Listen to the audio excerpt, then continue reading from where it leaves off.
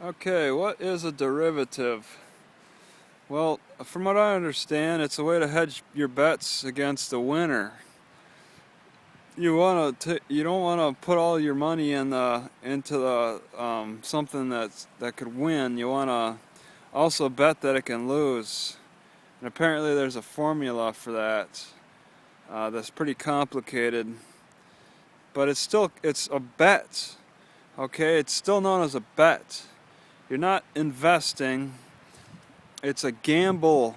You're betting. It's like going to a casino or something.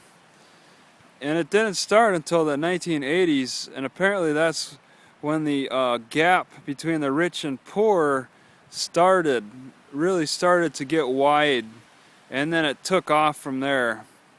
Poor people don't know how to do derivatives or bet against winners. Poor people only know how to bet on winners and not against them. And that's what seemed to have made the best difference between rich and poor, was the rich people's ability to also bet against winners. And it operates different than anything else. I mean, if you're betting on a horse, you'd bet on your winner, and then to do a derivative of that, you could like bet on the other horses. You wouldn't exactly bet on the winner losing, or the one that you thought was going to win to lose. You just bet on the other horses. That'd be kind of a derivative, I think. But it works different for individuals. Like if it's a housing mortgage, you'd bet against them being unable to pay. Now, to me, it sounds like you're betting on the bank to win. All right, but they don't want to put it that way. They don't want to say, I'm going to bet on the bank to win that guy's house, because politically that looks bad. So you'd call it a derivative, and then it's more complicated. You're betting against the person, but still you're betting on a winner regardless, in my opinion. It's so complicated. Even Wikipedia has a difficult time explaining it, at least for me to understand. No 3-year-old's going to get this. But it's been going on for some time, and what's really propelled it is the deregulation of banks. And a lot of that has been blamed on the Republicans, Bush and Reagan.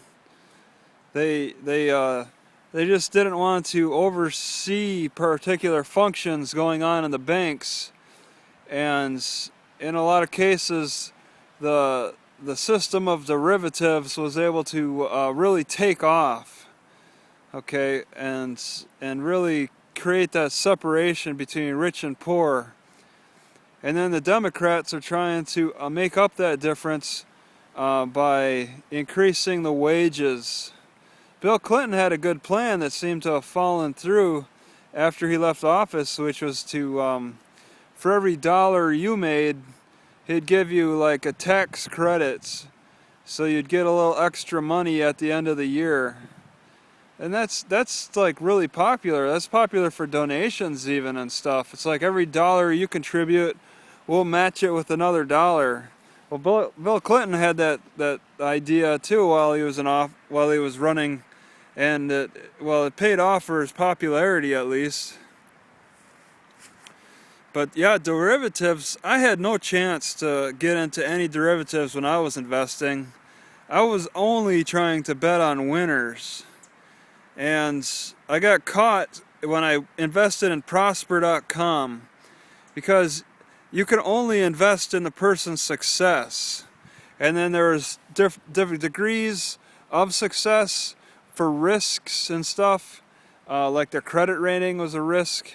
You would decide they would offer you more interest if they were more risky.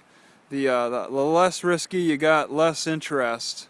But I couldn't really bet on them losing, and my money was stuck on hopefully people trying to win. And they lost, and I lost from that housing market crash. And that was difficult.